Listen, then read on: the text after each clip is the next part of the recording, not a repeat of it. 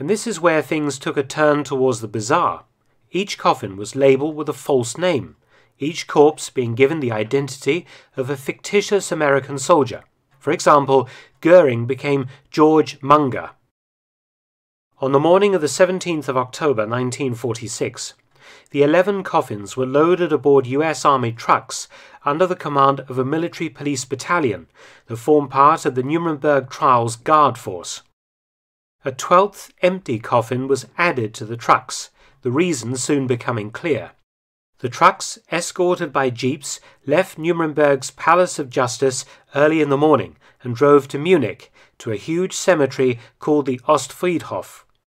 The trucks pulled up outside the cemetery's crematorium, built in 1929.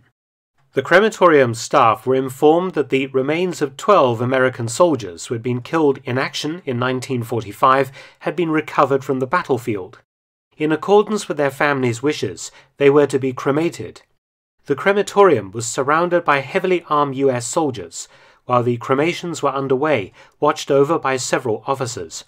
It took all day to complete the cremations.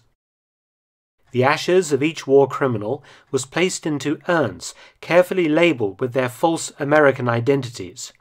At the conclusion of the operation, the urns were loaded aboard a truck and driven under escort to US Army Mortuary No. 1 at 25 Heilmannstrasse in Munich, otherwise known as the Villa Oberhummer, the attractive white house of a wealthy textiles manufacturer that had been commandeered by the US Army.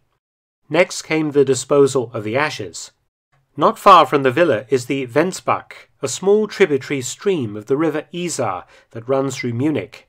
On the 17th of October, US soldiers took the urns to the Venzbach and tipped the contents into the water. Then, using axes and their boots, they carefully smashed the urns into fragments and then drove away.